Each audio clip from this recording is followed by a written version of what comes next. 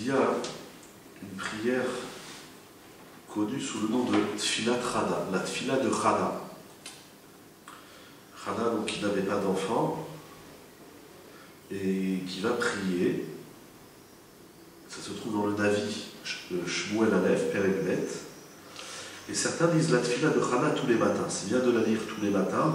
On va lire quelques versets qui, d'ailleurs, dans l'ordre de la Tfila, en plus de la Tfila de Chana, les Chachamim qui ont organisé la Tfila, ils vont rajouter quelques versets des Teilim. On va juste lire quelques psukim.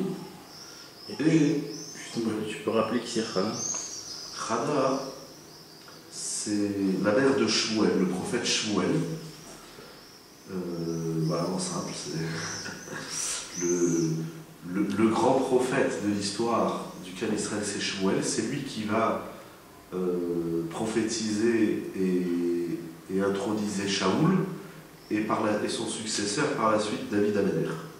Mais Chana, donc, est une femme qui est très pieuse, qui est du temps de Eli à Cohen. Elle n'a pas d'enfant. Pendant des années, elle n'a pas d'enfant. Jusqu'au jour où elle va voir il va y avoir toute l'histoire avec le Malach. Il y a un ange qui vient lui annoncer qu'elle va avoir un enfant. Et voilà, ensemble, parce qu'on a besoin de ça, il y a toute l'histoire, il faut aller lire Shmuel. Alors voilà ce qu'elle va dire dans cette fille-là. Je vais lire directement en français les psukim, même si en hébreu ils sont très intéressants. On ne va pas tout lire, mais je voudrais soulever un point essentiellement. Donc Chana se mit en prière et elle dit: mon cœur se délecte en Hachem, mon front s'est relevé grâce à Hachem. Donc elle est dans la souffrance, elle n'a pas d'enfant. Et voilà qu'elle dit: mon front s'est relevé grâce à Hachem. Donc elle va se relever. Je puis ouvrir la bouche en face de mes ennemis, car j'ai à me réjouir, Seigneur, de ton assistance, de ta délivrance. Donc qu'est-ce qui la réjouit? Encore une fois, je puis ouvrir la bouche en face de mes ennemis. Je ne me sens pas écrasé par mes ennemis, je peux me réjouir en ton assistance.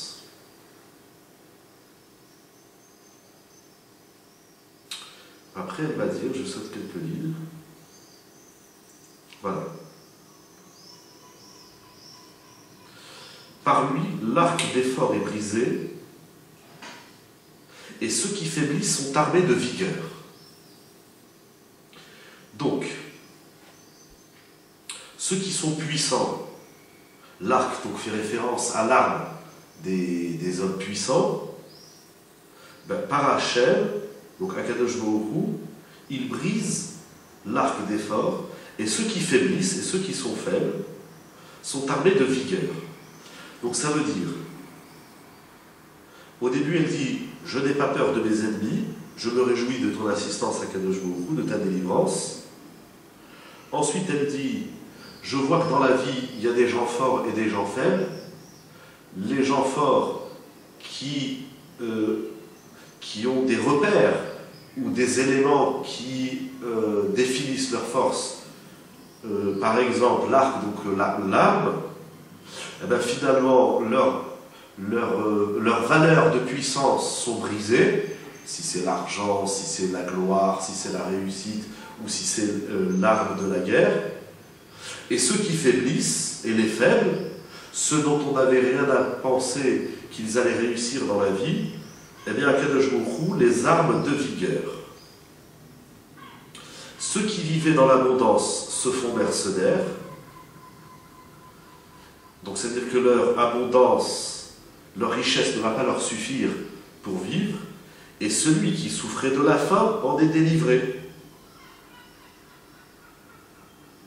Tandis que la femme stérile enfante 7 fois, la mère féconde est humiliée. Hachem fait mourir et fait vivre, il précipite au tombeau et en retire. Hachem appauvrit et enrichit, abaisse et relève à son gré. Donc on voit bien à chaque fois, celui qui est en haut, qui a, je dirais, une certaine assurance que voilà, dans sa vie tout va bien, eh bien, un jour il s'écroule, et celui dont les choses ne vont pas bien, s'il ne perd pas espoir, il se relève. Akadosh Baruch Hu l'aide à se relever. Il redresse l'humble couché dans la poussière, fait remonter le pauvre du sein de l'abjection pour les placer à côté des grands et les installer sur un siège d'honneur.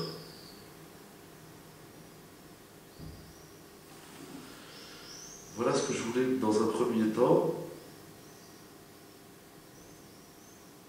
Bon, après il continue, mais tout est intéressant, mais voilà, c'était dans un premier temps. Alors à la fin, on va ramener un pasouk. Je tourne la page. Je n'ai point peur des myriades de gens qui sont campés autour de moi. Donc puisqu'elle constate que dans la vie, les gens qui sont dans le positif, ils finissent dans le négatif, et ceux du négatif finissent dans le positif, dit finalement je n'ai plus peur des gens qui campent autour de moi, j'ai plus peur du monde. Mais moi je mets mon attente dans Hachem, mon espoir dans le Dieu qui assure mon salut, mon Dieu m'entendra. N'exulte pas à mon sujet, ô mon ennemi. Car si je tombe et je me relève, si je suis confiné dans les ténèbres, Hachem est une lumière pour moi. Voilà. Ça, c'est la prière de Chana. C'est-à-dire que Chana, elle dit, dans la vie, il ne faut jamais perdre d'espoir.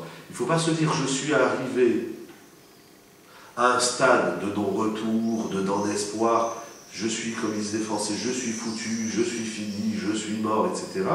C'est pas du tout comme ça, parce que on voit bien qu'Akadosh Baruch Hu, les démunis, les délaissés, les rejetés, ceux qui sont dans l'échec, eh bien Akadosh Baruch Hu, il les relève, et ceux qui sont dans la réussite, dans les honneurs, dans la richesse, ils n'ont pas la certitude et l'assurance de maintenir et d'entretenir tous ces éléments qui leur ont permis d'être en haut.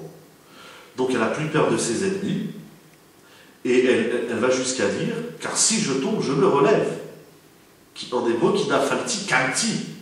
Pourquoi? Si je suis confiné dans les ténèbres, Hachem est une lumière pour moi.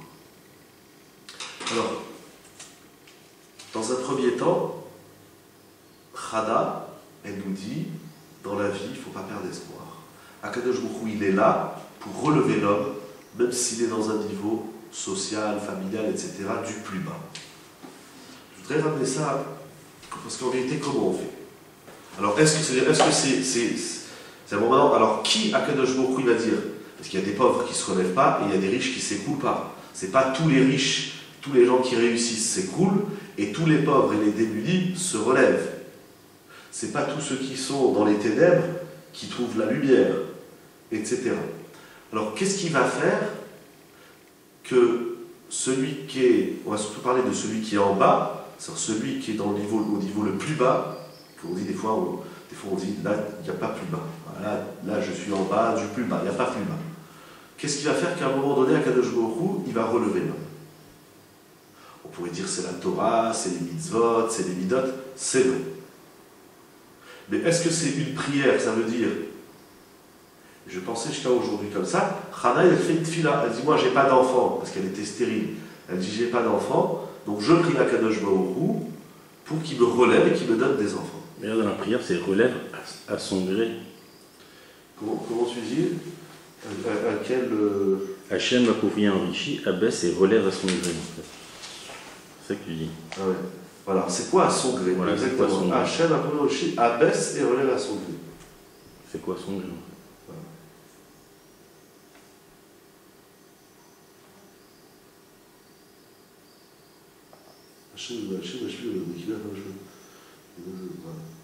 C'est quoi à son gré? Voilà. Mais alors, en vérité, en hébreu, c'est pas écrit à son gré. Il précise Hachem Orishu Ba'ashir, Bashpil Afneroem. Je ne sais pas pourquoi il a rajouté ici à son gré. Dans le passouk, c'est pas écrit à son gré. C'est pas écrit. Pourquoi ils ont traduit comme ça, je ne sais pas. Dans le passouk, c'est écrit Hachem Orishu Ba'ashir. Donc Hachem appauvri et enrichi. Bashpil, il abaisse, Afneroem, et il relève. Mais c'est pas écrit à son gré. Il faut l'enlever à son gré. La traduction, elle n'est pas bonne. Dans le passouk, c'est écrit Hachem, il enrichit, il appauvrit. Pardon, il enrichit, il appauvrit, il abaisse et il relève. Mais selon quels critères? Alors, est-ce que, bon, c'est de la émoula, mais après, Kadosh Baruch Hu, il fait ce qu'il veut, ce qui est vrai de toutes les façons. Il y a une idée ici que je voudrais étudier avec vous ce soir, à travers un midrash, qui dit comme ça.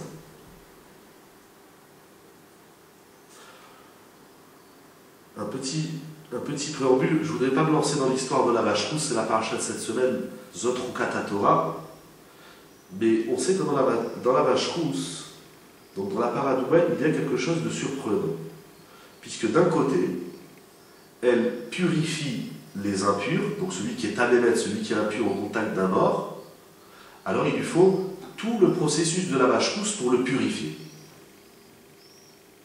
Mais, donc lui il est impur, il va devenir tahor. Mais, ceux qui sont investis dans la vache rousse, c'est-à-dire ceux qui vont s'occuper de prendre la vache rousse, de la positionner là où il faut la mettre pour l'incinérer, et récupérer les cendres, etc. Ce qu'on appelle ceux qui sont oskim dans la vache rousse, eux ils vont devenir impurs. Donc ça veut dire, il y a une contradiction. D'un côté la vache rousse, elle purifie ceux qui sont impurs, et d'un autre côté elle rend impurs ceux qui sont purs, ceux qui étaient purs.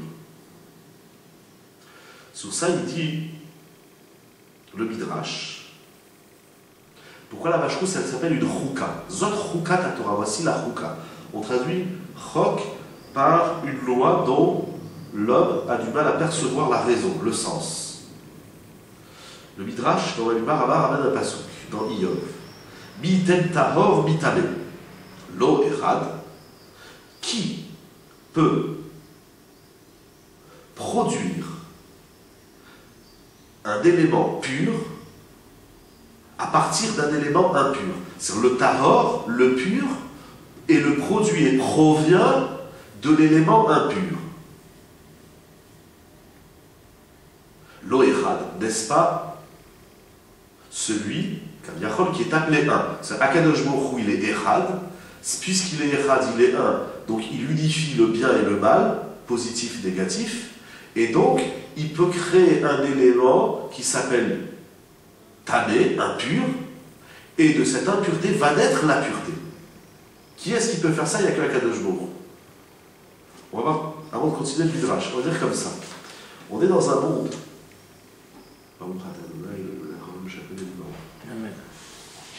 Nous sommes dans un monde ou dans une vie où il y a des énergies positives, des énergies négatives. Dans tous les domaines. Yetzirah Tov, Yetzirah Ra, tous les domaines. Bonne midot, mauvaise midot, et ainsi de suite. Comment on perçoit le tov et le ra? Comment on perçoit le bien et le mal? Et dont le bien et le mal, ils sont complètement, ce qu'on appelle me'urvavim, ils sont complètement mélangés, c'est pas ça c'est bien et ça c'est mal. Des fois, à l'intérieur d'un même élément, il peut y avoir des particules bonnes, des particules mauvaises, énergie positive, énergie négative. Et comme dit le Messilat Yesharim, l'homme il vit dans une milchama tezira, c'est-à-dire il vit dans une guerre, dans un conflit, dans un combat permanent, de mettre en avant les énergies positives et de faire un travail avec les énergies négatives. La chita populaire, l'opinion populaire, c'est de dire il faut investir dans le positif et le négatif, il faut le mettre de côté. Je ne vais pas rentrer dans ça, c'est un débat en soi. À Kadosh Baruch Hu, ici on va apprendre qu'en vérité, énergie positive et énergie négative, ce n'est pas deux énergies qui sont distinctes. Et c'est à l'homme d'aller vers le positif et de ne pas suivre le négatif. On va voir dans un premier temps que l'énergie positive et négative, elles sont complètement entremêlées. Et c'est ça, des fois c'est nuancé, des fois on dit aux gens ne faites pas ça. Pourquoi? Il dit c'est très bien, disons, à l'intérieur, il y a un point négatif. Ouais, c'est clair jusque-là? Mais en vérité, on va voir que c'est plus que cela. En vérité, l'énergie positive et l'énergie négative, ce n'est pas deux énergies donc distinctes premièrement. Ce n'est pas non plus deux énergies entremêlées. En vérité, on va voir que dans le monde, il n'y a qu'une seule énergie. Et le tahor, le pur, il peut provenir de l'impur. Comment c'est possible? Si pur et impur, tahor et tamé, ce que j'appelle énergie positive et énergie négative, si elles sont deux énergies distinctes ou entremêlées, mais chacune a ses caractéristiques et chacune elle est ce qu'elle est, alors l'impur ne peut pas produire du pur. C'est comme une graine de tomate, si je la plante, il ne pourra pas pousser un concombre, c'est pas possible. Si la graine de tomate, elle peut faire pousser tomate ou concombre, c'est qu'elle contient en elle les éléments qui vont lui permettre de faire pousser autre chose que ce qu'elle est. Donc c'est-à-dire qu'elle a toutes les énergies en elle. Si dans une graine, on nous disait un peu comme là-bas, on disait voilà, tu la pousses, tu fais une bénédiction, ou en fonction de là où tu la sèmes, il va pousser ou une tomate ou un concombre, donc ça veut dire qu'elle a en elle toutes les énergies. C'est le joker, elle a toutes les énergies. Mais l'énergie de tomate ne peut pas faire pousser l'énergie de concombre. C'est pas possible. La même chose, l'énergie négative, elle ne peut pas faire pousser, elle ne peut pas produire l'énergie positive. Seulement, si on dit que l'énergie négative et l'énergie positive, ce sont deux énergies complètement distinctes, alors on aurait pu supposer qu'elles ne viennent pas du même Dieu. On aurait pu dire qu'il y a un Dieu bon et un Dieu mauvais. Or, c'est pas comme ça qu'Akadosh Baruch Hu, il est Echad. Comme on dit Shema Yisrael, Hachem Echad. Hachem, il est Echad, il est un. Puisqu'il est un, tout ce qui émane de Dieu, c'est aussi Echad. Comme explique le Maharal, c'est pas de ça que je veux parler, mais je le dis en parenthèse, quand dit le Maharal, Echad, ça ne veut pas dire un. Echad, ça veut dire unificateur. C'est-à-dire qu'Akadosh Baruch Hu, il est Me'ached. Akadosh Baruch Hu, il réunit toutes les énergies, puisque tout vient de lui. Donc moi, c'est-à-dire si je vois ici un liquide, voilà, je vois un liquide et un solide dans le verre, je vois deux énergies. Mais en vérité, je vois au bout, il va réunir les énergies, l'eau, le liquide et le solide. Donc si le rat, si le mal, le négatif, peut produire du positif, c'est qu'il n'est pas, c'est qu'en vérité, le positif et le négatif, ce n'est pas deux énergies complètement distinctes. Sinon le positif, il n'aurait pas pu être produit du négatif. Donc c'est pour ça que je dis au final, on va se retrouver avec une énergie, et on va voir qu'est-ce qui va la rendre positive et négative. C'est clair? Ou on fait des croquis? C'est clair. Si c'est clair, on continue. C'est pas de la mécanique, c'est pas de l'électronique, c'est de l'Torah. Alors le Midrash va nous donner des exemples. Kegon, Avraham Terach. Avraham Avinu va naître, il est le produit de Terach.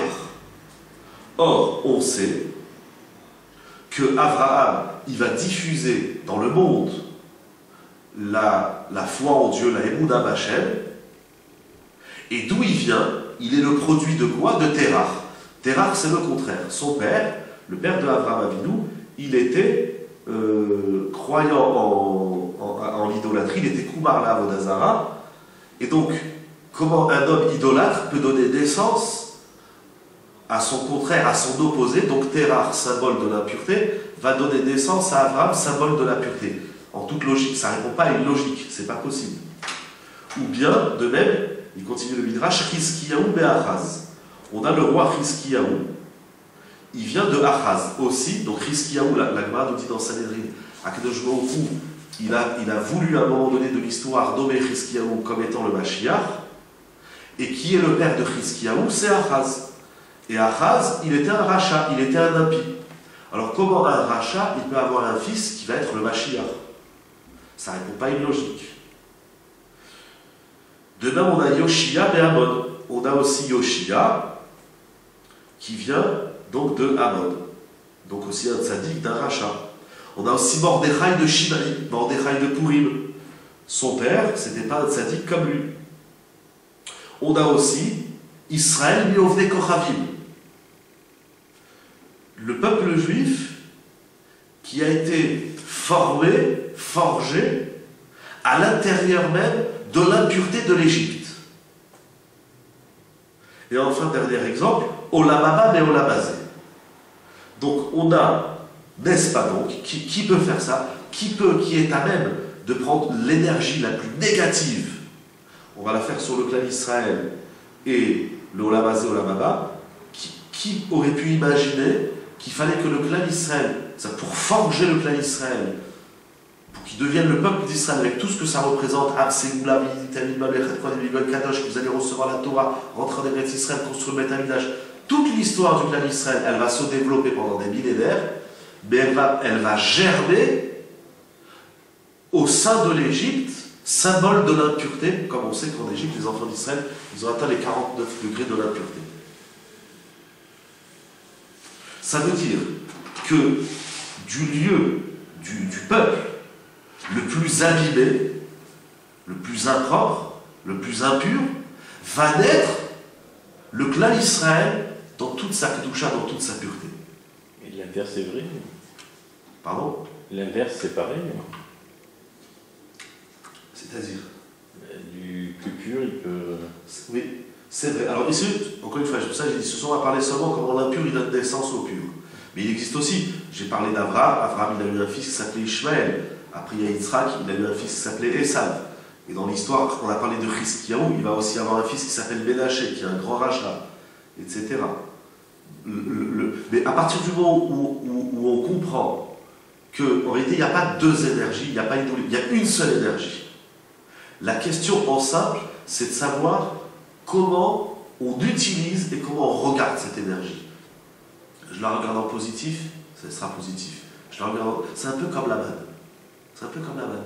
La manne, tu lui donnais le goût que tu voulais, selon certains méfarchis, tu pouvais même lui donner la forme que tu veux. Il y avait l'eau du puits dans le désert, et bien celui qui disait je veux du vin, ça prenait la forme et le goût du vin.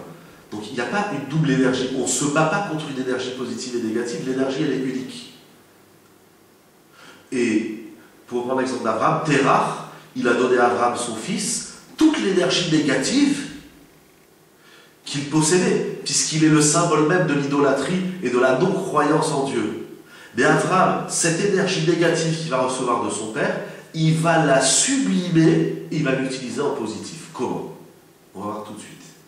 Et avec ce qu'il va développer ici Raphaël Friedlander dans Siftei Chaim sur Bamidbar dans la paracha Troukat, je voudrais expliquer que c'est ça les psukim de Chana. C'est comme ça que ça fonctionne. Quand l'homme il est au plus bas, il peut se relever. Comment? On va voir. On va voir.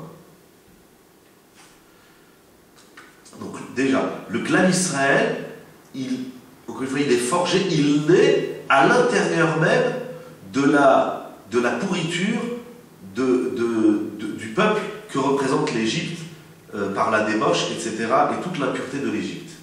On aurait imaginé que le clan Israël, il s'est formé dans un endroit pur, dans un endroit où il n'y a pas d'impureté. Pas du tout. Il a pris le clan Israël, il l'a mis dans l'Égypte pendant 210 ans. Pendant 210 ans, le clan Israël, il vit ce que Chana appelle les Hashpot, Yaribeviod. Alors ici, ça se trouve Hachem Apoveoshi. Il redresse l'Inde couché dans la poussière. En réalité, là aussi, ils n'ont pas très bien traduit. Ah oui, non, voilà, c'est ça, pardon, c'est la suite. Il fait remonter le pauvre du sein de l'abjection. Mais Hashpot, Yaribeviod.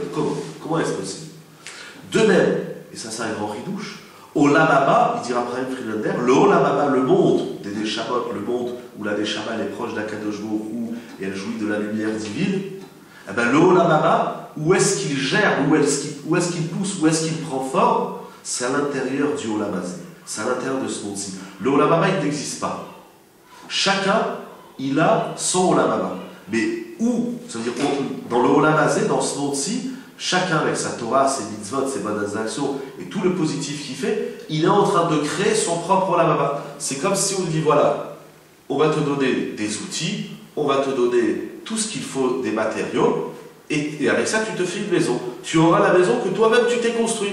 C'est pas le Olam Haba, c'est pas un monde qui existe, c'est un monde.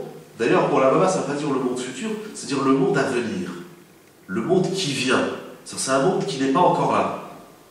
À l'échelle de chacun, mon Olam Haba, il n'est pas encore là. C'est moi, tous les jours, je suis en train de fabriquer mon propre Olam Haba. Et qu'est-ce que j'aurai dans le Olam Haba? Eh bien, j'aurai ce que j'ai fabriqué ici dans le Olam Hazé, le monde matériel. Comment ça marche?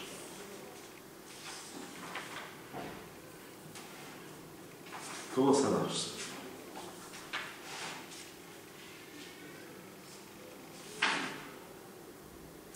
Alors il dit Abraham Friedlander la chose suivante.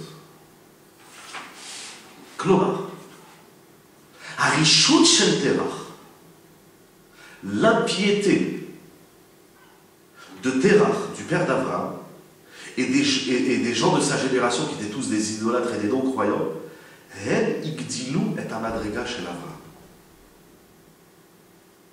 C'est eux-mêmes, ça veut dire, ça je dis, il faut sublimer, ça veut dire, Abraham, il a vu une énergie négative venant de son père et du peuple dans lequel il vivait. Il a pris cette énergie et qu'est-ce qu'il a fait? Au lieu de la vivre en négatif, il va la vivre en positif. Comment c'est possible?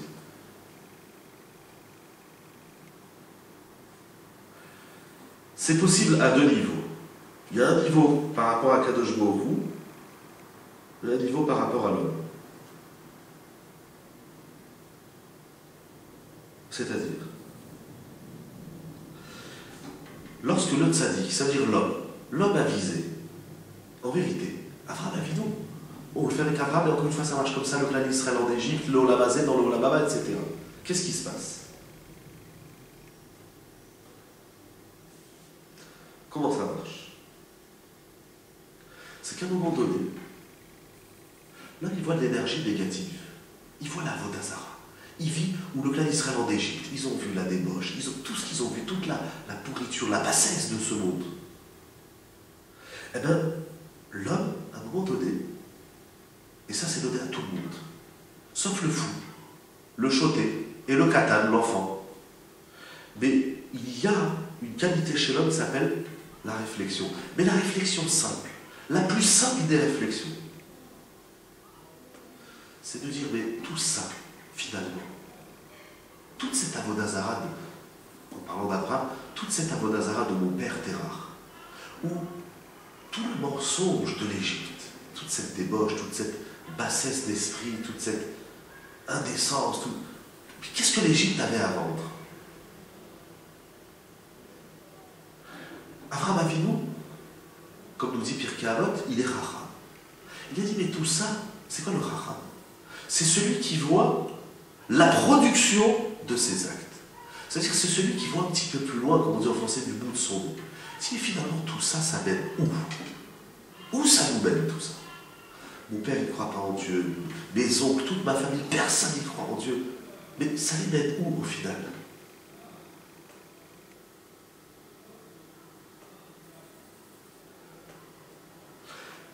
Et il s'est rendu compte de deux choses. Premièrement, du mensonge. Du mensonge du projet et de l'investissement du programme de son père Terrar. Le clan Israël, il s'est rendu compte du mensonge et véhiculé par l'Égypte. Par moments, quand le mal, il est tellement manifeste, le mensonge est clair. Et c'est cette prise de conscience du mensonge que proposait l'Égypte, que propose ce monde-ci, etc., que l'homme, il sort du Olam Hazé, que l'homme, il se forme. Il dit, non, il y a autre chose. Je dois aller chercher plus en profondeur. La deuxième chose qu'Avraham Avinu, et que tous ces exemples que le Midrash a cités, la deuxième chose qu'ils ont constaté, c'est le vide. Le monde promet rien à l'homme. Le monde est mensonger et le monde est vide. Mais on vit dans ce monde, c'est une réalité. Mais quelle est la réalité de l'énergie négative? C'est que l'homme il prenne conscience justement que c'est négatif et que ça ne conduit à rien du tout, que ça ne conduit au néant.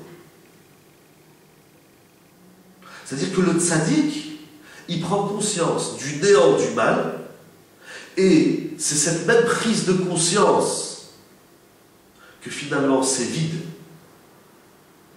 et mensonger, ça le renforce dans sa avodat Hashem, il va se rendre compte que la Torah, les mitzvot et la parole d'Hachem, elle apporte quelque chose. La même chose, le Olam Haba du Olam Hazé, le monde de la matière, il dit Rav Chaim, le monde de la matière, le monde même de l'antimatière, eh bien, il produit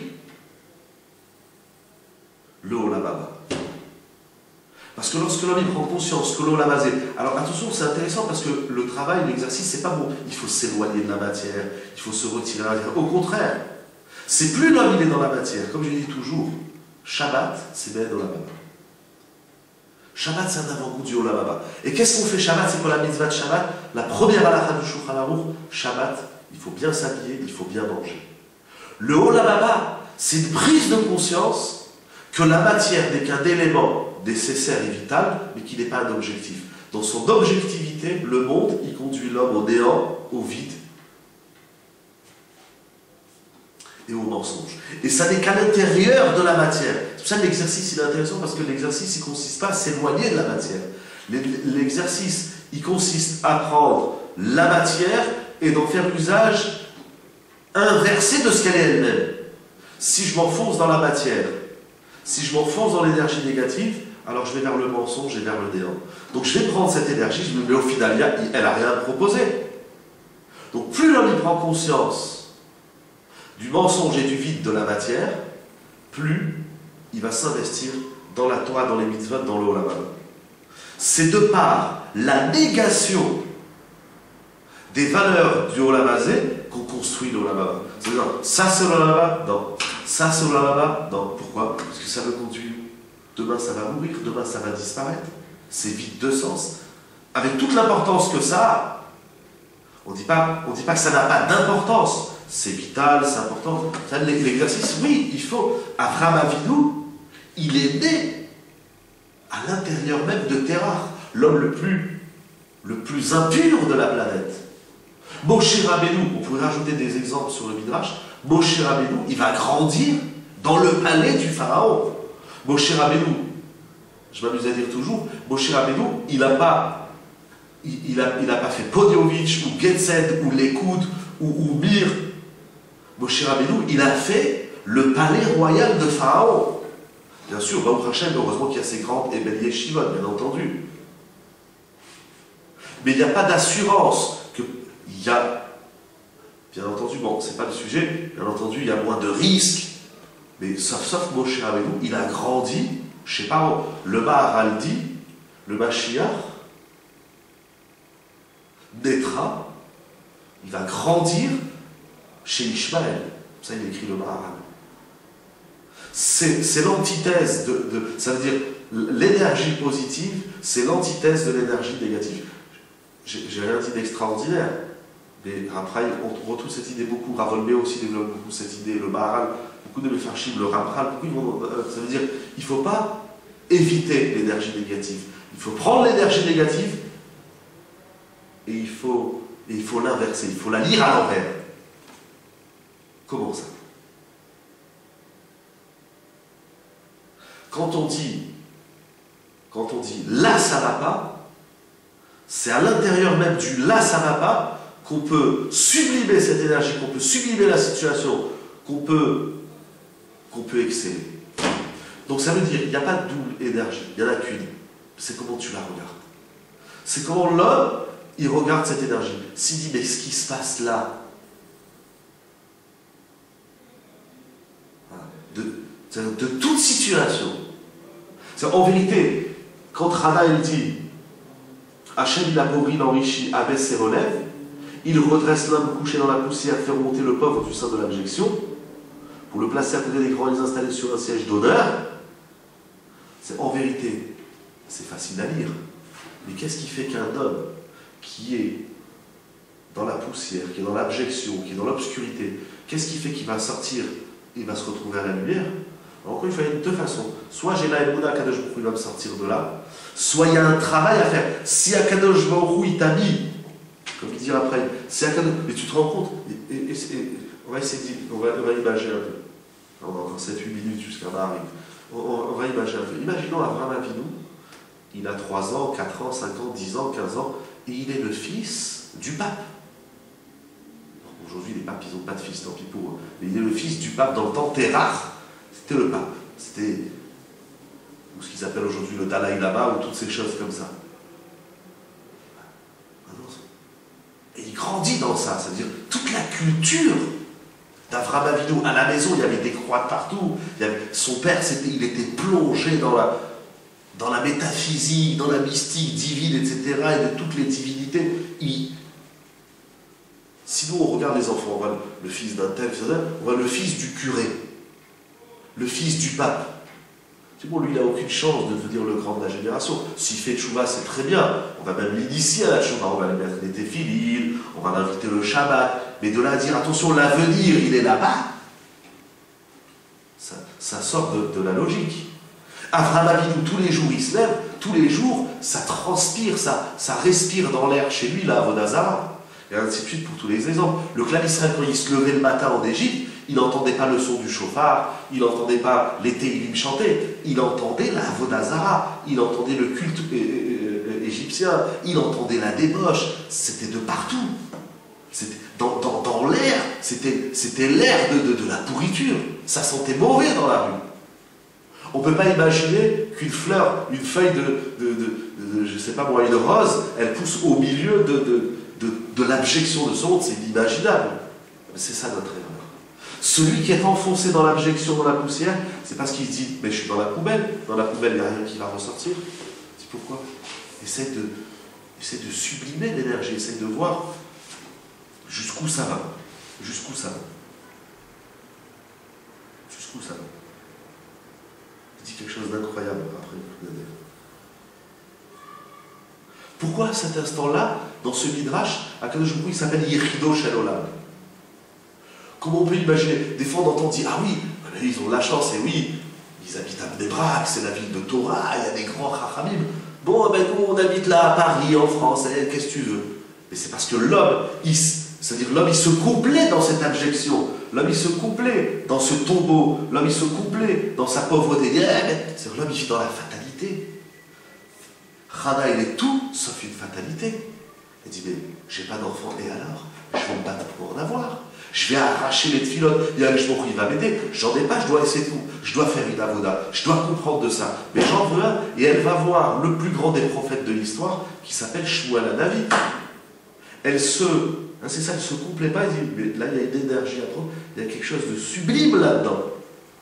Il ne faut pas pleurer le mal, parce que le mal n'existe pas. Si le mal il existe, parce que l'homme il le fait exister. Mais le mal il n'existe pas. Donc Shmuel a donné à l'homme une énergie.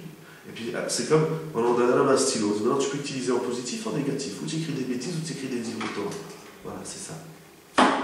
Et pourquoi à cet instant-là, pourquoi ici, Akadosh Baruch Hu, il s'appelle Yechido Shel Olam? Parce qu'en vérité, qui colle les Advarim, toutes ces choses, tous ces exemples, qui se transforment du négatif en positif, et comment le négatif lui-même, de façon directe ou indirecte, il sera utilisé pour dévoiler l'unicité d'Akadosh Baruch Hu. C'est-à-dire que c'est à l'intérieur même de l'obscurité qu'on voit la lumière. Alors quand est-ce qu'on apprécie la lumière? Pas quand tout est éclairé, c'est quand il fait noir et on allume, tout le monde dit « Ah !» Et pourquoi avant que ça s'éteigne, une personne il a dit « Ah !» Parce qu'il y a la lumière. Mais quand on est dans l'obscurité, on cherche l'interrupteur pendant 5 minutes, et quand on allume, il y a un cri d'exclamation « Ah !» Et tout le monde, qu'est-ce qu'il y a? Voilà. Mais c'est pas seulement que dans l'obscurité on apprécie mieux la lumière, c'est que c'est l'obscurité elle-même qui a créé la lumière. C'est l'impureté du monde, c'est l'impureté elle-même qui donne naissance à la pureté, qui produit la pureté. Mais seulement, il dira Prime, de quoi ça dépend? C'était la question de départ. Et ça dépend de quoi? Alors quand est-ce quelque chose qui va me sortir de cette obscurité? Il disait à nous, ça ne dépend que de nous-mêmes. Celui qui est dans l'obscurité, si dans l'obscurité même, tu ne vois pas la lumière, tu ne la verras jamais. Si dans l'obscurité, tu vois la lumière, alors la lumière, elle est là, et la lumière, elle va se développer. Comment? Tout dépend de nous. Comment nous-mêmes on regarde l'événement. Ceux qui disent « Ah là là, c'est catastrophique », alors l'événement sera catastrophique. Mais celui qui dit « Peut-être que de là, au contraire, c'est la meilleure des choses qui pouvaient m'arriver. Alors je ne le comprends pas tout de suite, je ne le vois pas, je ne le perçois pas, mais je vais essayer peut-être qu'à l'intérieur de toute cette catastrophe, peut-être qu'il y a un point positif. » Celui qui se laisse une lueur de lumière à l'intérieur même de l'obscurité, il va commencer à avoir la lumière. Il le dit clairement. Ça dépend de nous-mêmes. Si le mal, on le voit comme étant une entité à part et distincte qui existe, ben c'est nous qui faisons exister le mal. Ou bien au contraire, on va voir le mal comme étant le moyen qui va nous permettre de découvrir la lumière. Alors à ce moment-là, tous les outils, tous les éléments qui nous sont donnés, ils vont être sublimés et utilisés pour découvrir la lumière.